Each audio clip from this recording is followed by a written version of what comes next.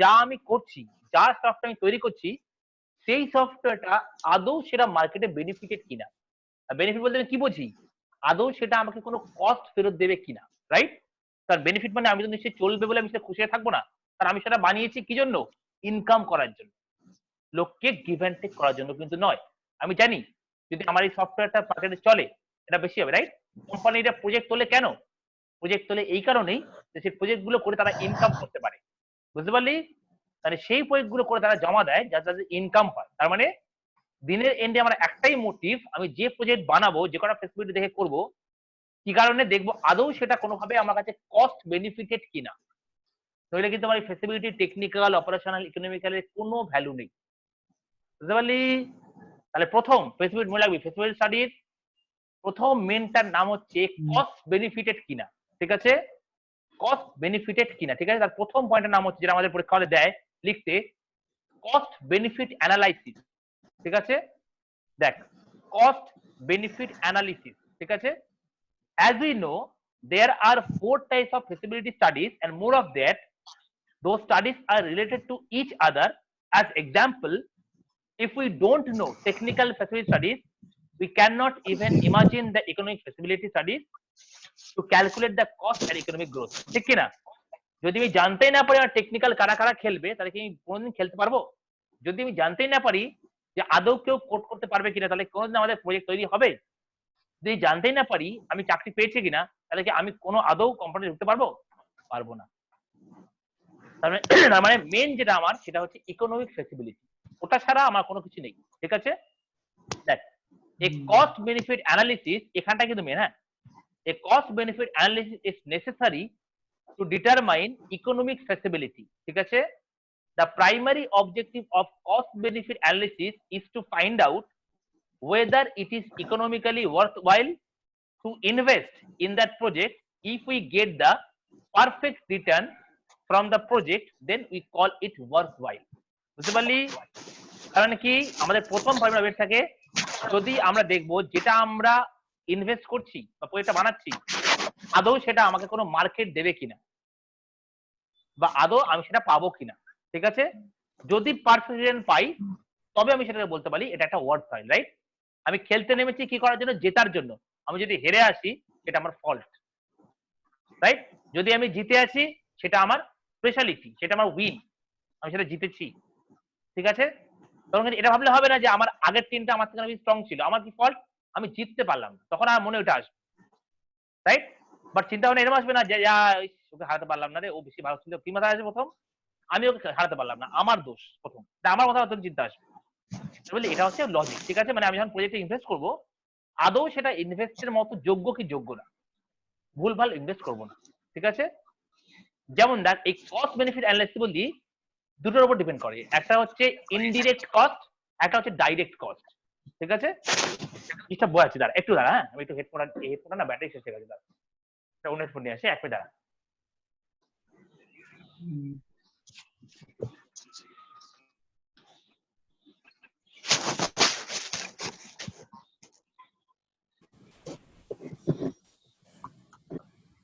Profile picture change করতে হবে।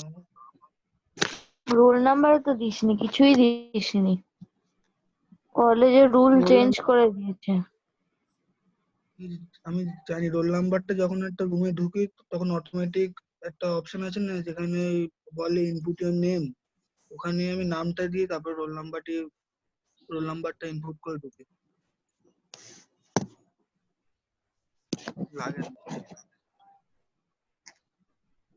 কি দরকার, একবারে নাম চেঞ্জ করে দিলে আর ওইসব করতেই লাগে না। ওটা ব্যাটারি শেষ করে নেবো, ভালো।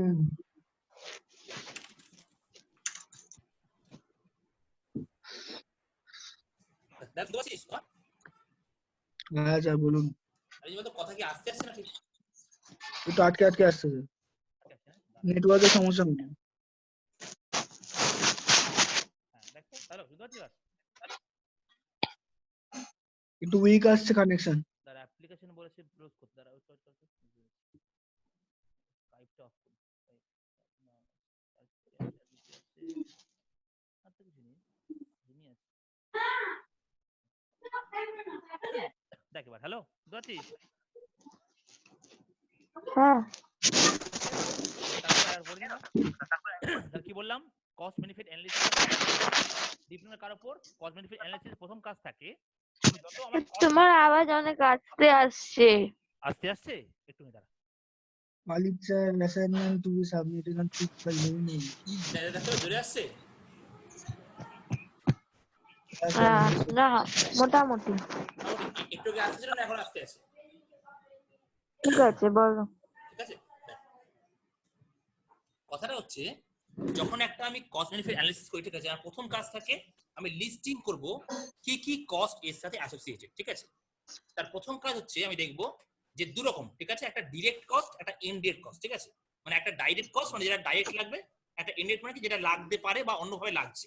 কেমন এক্সাম্পল মনে কর, as example if we consider creating an engineering college, ঠিক আছে, then we need to declare the direct cost and indirect cost. ঠিক আছে, মনে কর আমরা একটা ইঞ্জিনিয়ারিং কলেজ তৈরি করছি, ঠিক আছে, নিজেরা, আমি তুই মিশেল মিট। ঠিক আছে, প্রথম আমার মনে কর সেখানে তৈরি হবে বিসিএ ডিপার্টমেন্ট, অনলি মনে কর BCA.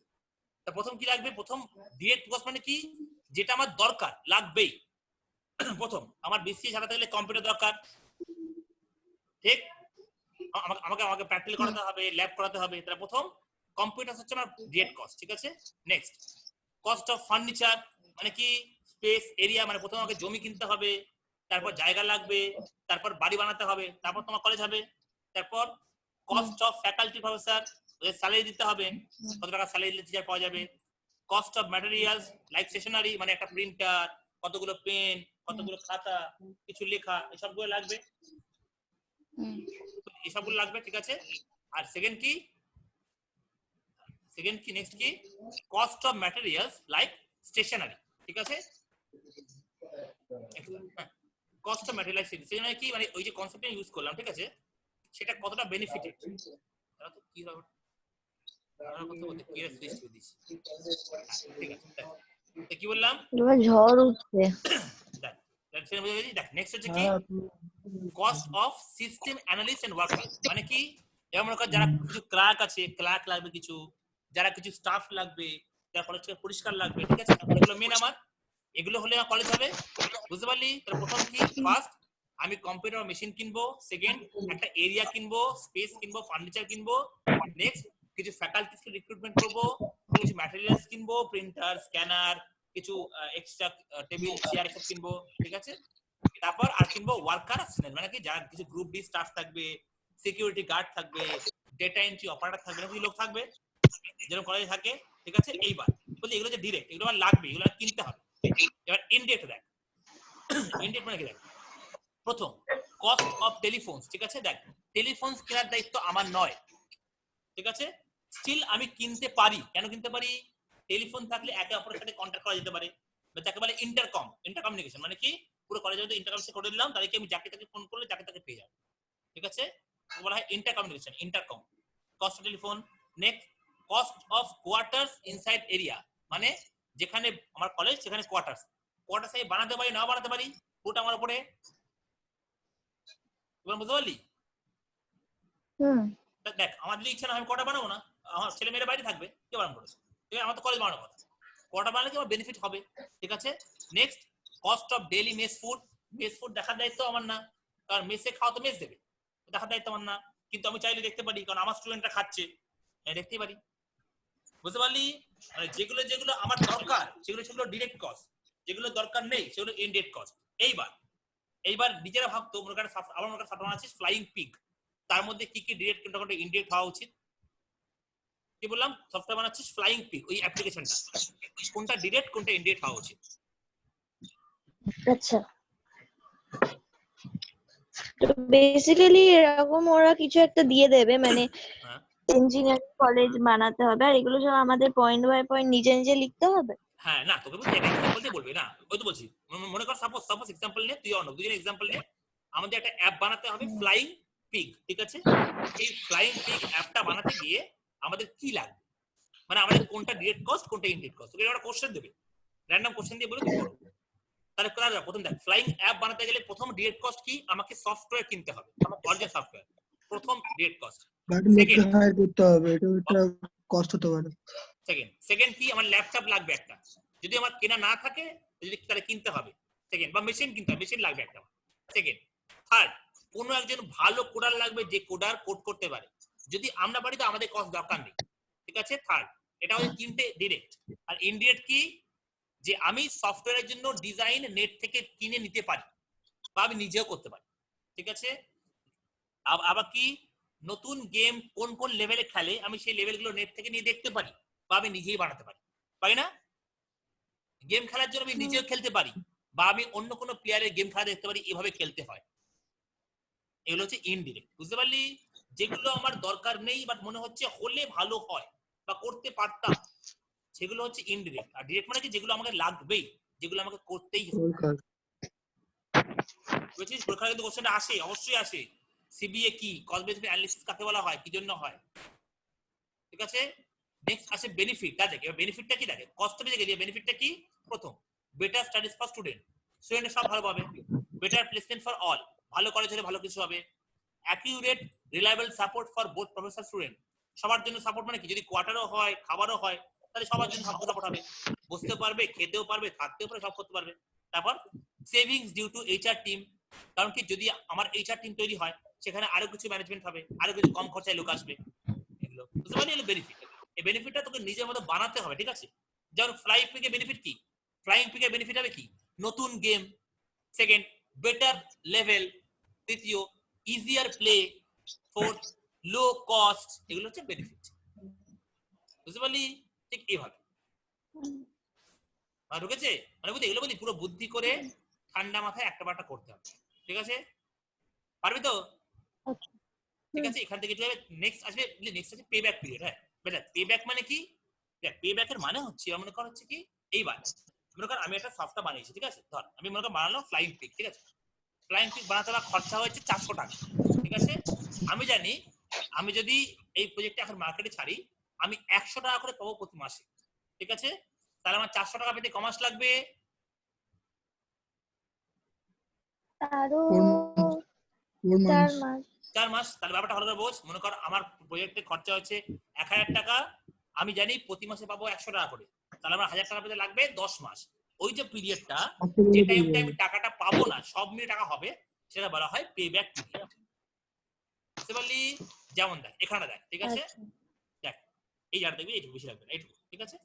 The payback period is refers to recoup or reinitiate the funds expended in an investment. For example, a 3000 rupees investment in a project which returns 1000 rupees per year would have 3-year payback period. বুঝতে পারছিস? 3000 rupee invest করেছি, 1000 পাচ্ছি প্রতি বছরে, তাহলে আমার 3 বছর হচ্ছে main. The time of value money is not taken into account, ঠিক আছে। মানে এই যে টাইমটা, এই টাইমটা আমি কোনো টাকা পাচ্ছি না, এটা আমার যা খরচা হয়েছে সেটা পেলাম, এরপর যা পাবো সেটা আমার ইনকাম, বুঝতে পারলি? ঢুকেছে? এই ফেসিলিটি স্টাডিজ থেকে কিন্তু মেইনলি এই কোশ্চেন গুলো করে, এর বেশি কোশ্চেন করে না, ঠিক আছে। এফবিটা ভালো করে পড়বি, এখানে কিন্তু প্রচুর কোশ্চেন আছে। দেখ প্রথম, ফেসিলিটি স্টাডিজ কাকে বলা হয়, কোন কোন টাইপ আছে, কি কি ফেসিলিটি হয়, কেমন ফেসিলিটি আছে, শর্ট নোটস কি, এগুলো, ঠিক আছে। কস্ট বেনিফিট অ্যানালিসিস কাকে বোঝো, পেব্যাক পিরিয়ড কি, ফেসিলিটি কাকে বলা হয়, ইকোনমিক ফেসিলিটি কি, কোন ল্যাঙ্গুয়েজে লেখো, ঠিক আছে। এই কোশ্চেনগুলো ফেসিলিটি আসে এফবি থেকে, বুঝতে পেরেছিস? টেস্টটা ভালো করে পড়বি, পুরো পুরো পড়ে নিবি, ইজি পারবি, ঠিক আছে। হ্যাঁ এবার একটা ডাইরেক্ট কোশ্চেনে যাই, একটু কোশ্চেন না গেলে জিনিসটা ভালো লাগে। কোশ্চেন না গেলে জানতে পারবো কেমন কোশ্চেন আসে, হ্যাঁ তাহলে বুঝতে পারবো কোশ্চেন কেমন আসে। কোর্স নেম হচ্ছে বিসিএ, সেমিস্টার হচ্ছে সেকেন্ড। আচ্ছা দেখ, তোদের এই সিস্টেমটার আগে নাম ছিল information system analysis and design, নাম সফটওয়্যার নিয়ে করে দিয়েছি এখন, ঠিক আছে। খোলো, এটা খুলি, এটা মানে ডাউনলোড করেছিলাম না, হ্যাঁ ডাউনলোড করেছিলাম।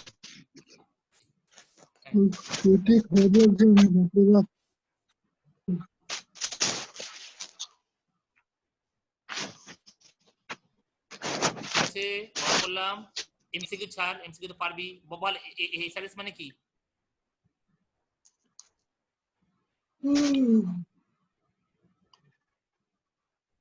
এসএস মানে কি? SRS হচ্ছে এটা হতে পারে, এটা হতে পারে। Software requirement specification. গুড, এটাও হতে পারে, কোনো অসুবিধা নেই। ফার্স্ট হ্যাঁ, ফার্স্ট এডটা বল এটা কি?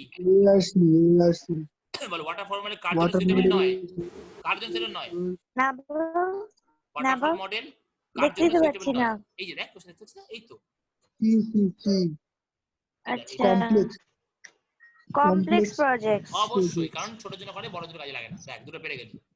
Yo sir yo র্যাড মানে কি বল? কি র্যাড মানে কি RAD বল? Rapid জানি না। application development বল বল মিশেল বল। ডেভেলপমেন্ট মানে কি? এই ঠিক আছে, এবার আর ফর র্যাপিড, ভেরি গুড।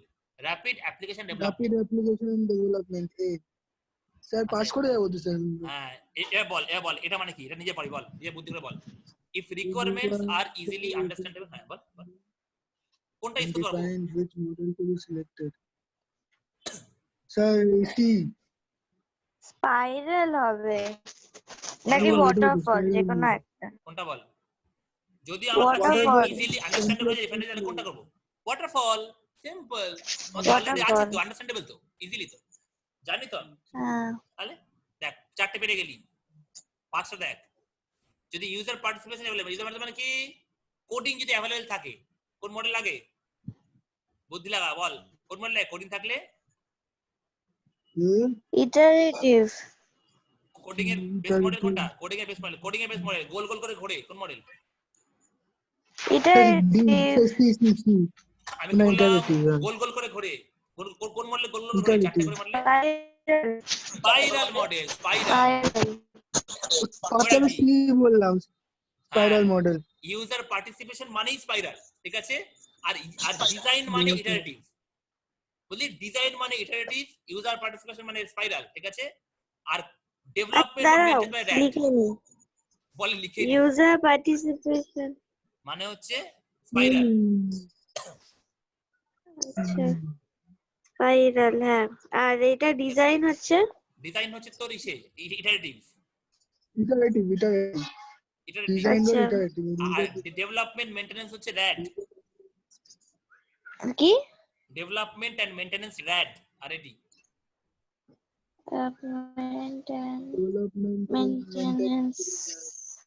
ওকে, আর ওয়াটারফল কি? ওয়াটারফল এটা easily understandable and defined. Simplest model সবার থেকে সিম্পলেস্ট মডেল এই তো অনেক পাঁচটা পেয়ে গেল, অনেক তো ভালো নাম্বার পাবি। এবার তুই ভালো না পেয়েছিস রে। ইয়েস স্যার পাশে পাস তুই ম্যাথটা একটু কষ্ট করে টেনে দে, একটা দিন তো আছে, একটা প্রসেসটা আছে, টেনে দে। হলো এই 4 নম্বরে বল এটা কি? এসব পারবি, সব ভালো ভালো কোশ্চেন বল। তিনটা স্যার কই দেখ কোশ্চেন দেখ। Which student model small is the project, most small project, small popular? কে? এ স্মল প্রজেক্ট কার কাজ করে? স্মল প্রজেক্ট, এত স্মল কে? Spider, oh sorry waterfall, quick and fix waterfall. Waterfall এর কোনো মডেলই নেই রে, এর ম্যাটারই নেই কোনো। বিগ ব্যাং মডেল না, ওটা স্মল এর জন্য। না দেখ বিগ মডেলটা হচ্ছে কি স্মলেস্ট, না এটা কি স্মল প্রজেক্ট, ওটা হচ্ছে স্মল সফটওয়্যারের জন্য, প্রজেক্টের জন্য না। আচ্ছা, স্মল মানে বুঝবি আচ্ছা। ওয়াটারফল। আর এই কুইক এন্ড ফিক্স বলে কিছু Okay. নেই, এটা ভুলভাল। এই যে মডেলটা, এই মডেলটা এক্সিস্ট করে না। হ্যাঁ হ্যাঁ, লোকেটেড কুইক এন্ড ফিক্স মানে ছোটখাটো জিনিস, এই ওয়ার্ডটা এর সাথে মিক্স নেই কোনো। ওয়াটারফল, ওকে। বুঝলি? 7 নম্বর বল তো এটা কোথায়? থিওরি বল এটা কি বল? রিস্ক ওয়াটারফল সবচেয়ে কোথায় থাকতে পারে? আগেরটা সাথে ওয়াটারফল ছিল তাই তো হ্যাঁ আগে ওয়াটারফল বল। প্রজেক্টে ওয়াটারফলই হবে, কারণ ব্যাকে যাওয়া যায় না। হ্যাঁ সিম্পলেস্ট মডেল সবচেয়ে মানে ওয়াটারফল অবশ্যই, রিস্ক ফ্যাক্টর ওয়াটারফল কারণ ব্যাকে যাওয়া যায় না তো। দেখ 7টা তো পেরিয়ে গেলি, 8 নম্বরটা বল, বল এটা বল, চট করে বল। এসডিএল কটা ফেজ আছে? এসডিএলসি আটটা। মানে আমি এসব জানি না এসডিএল ফেজ মনে নেই কি কি ছিল? ফেসিলিটি স্টাডি, আটটা ফেসিলিটি দ্বারা শোন আগে, ফেসিলিটি আটটা স্টাডি, আটটা এসআরএস 8টা হবে শিওর তুই? ও হ্যাঁ আটটা হ্যাঁ ঠিক আটটা আমি লিখেছি তারা আগে বলতে দে। Facility study, SRS, coding, design, maintenance, testing কটা হলো? 6টা। কোথায় 8টা পেলি? ছটা ওরে ভুল আটটা, ভুল 6টা নান অফ দিস। মানে এসডিএল 6টা ফেজ আছে, 8টা তো পেরিয়ে গেলি। 8 মার্কস পাবো আর কি।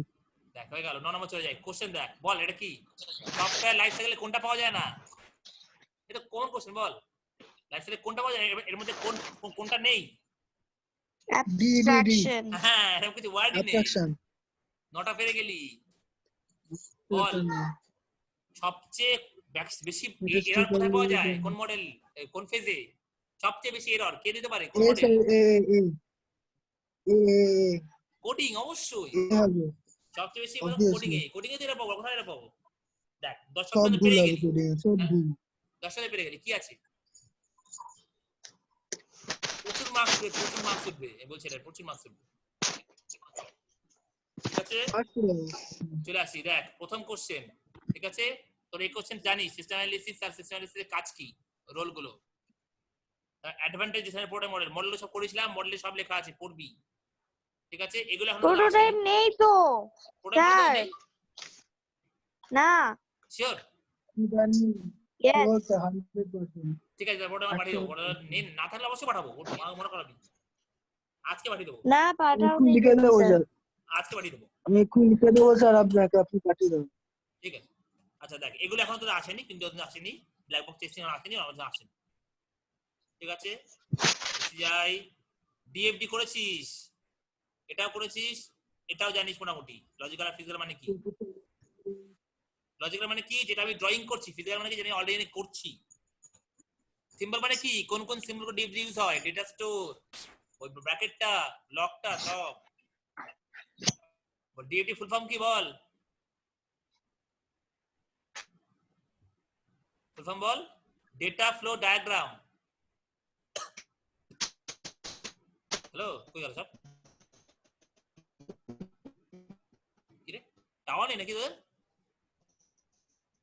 হ্যালো হ্যাঁ স্যার বলুন শুনতে পাচ্ছিস মিশে শুনতে পাচ্ছিস হ্যাঁ শুনতে পাচ্ছি না মিশেল কই এটা একটা ভয় না জানি না মিশেল হারিয়ে গেছে তো মিশেল হারিয়ে গেলি নাকি ওর টাওয়ার আসছে না নেট প্রবলেম আচ্ছা ইয়ার ডায়াগ্রাম দেখ তোরা ইয়ার ডায়াগ্রাম অলরেডি করেছিস তোর ইয়ার ডায়াগ্রাম করা হয়েছে ইয়ার ডায়াগ্রাম নিজে করতে পারবি ঠিক আছে এই দুটো তোরা এখন করিসনি ওয়াটারফল মডেল জানিস ঝড়ে আছে স্যার হ্যাঁ ঝড়ে আছে সব বন্ধ করে দেখি এখানে তারা এই জায়গাগুলো তোর করিসনি মানে অনেক কোশ্চেন আছে এখানে আচ্ছা এটা কোশ্চেন দেবে এটা সুন্দর কোশ্চেন আছে কোকো মডেল এই কোশ্চেনের আনসারটা খুব ইজি এই যে কোশ্চেনের আনসারটা খুব ইজি এর পরে ম্যাথ করতে করতে করিয়ে দেবো খুব সোজা পারবি এগুলো ঠিক আছে এগুলো খুব ইজি সব করে দেবো করে দেবো সব পারবি কিছু মিস স্যার আপনি হ্যাশিংটা শিখিয়ে দেবেন ঠিক আছে হ্যাশিংটা না হ্যাশিং শেখাবো হ্যাঁ জানিস এরপরের দিন ডিএসসি শেষ শুরু হবে হ্যাশিং অঙ্কটা এরপরের দিন হ্যাশিং শুরু হবে ডিএসসি চিন্তা নেই ঠিক আছে আচ্ছা এখানে কিছু নেই এভিএল এর পাতা আগে তো শেষ করে দেন ওই পাতা কোনো হয়নি তো স্যার এভিএল দেন হ্যাঁ ওই তো বললাম তো ওগুলো শেষ করে দেবো ট্রি বাকিটা এন্ড করে দিয়ে শেষ করে দেবো চাপ নেই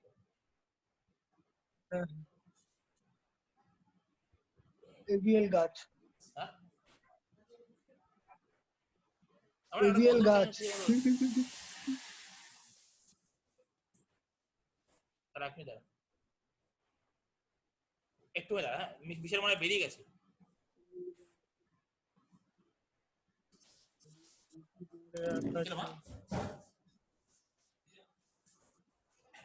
মিশেল নেই স্যার মিশেল পালিয়ে গেছে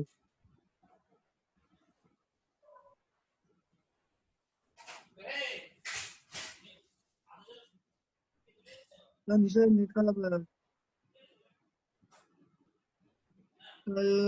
এক পায়ে দাঁড়িয়ে সব গাছ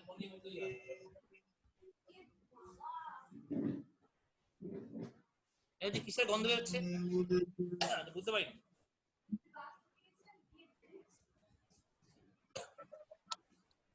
হ্যালো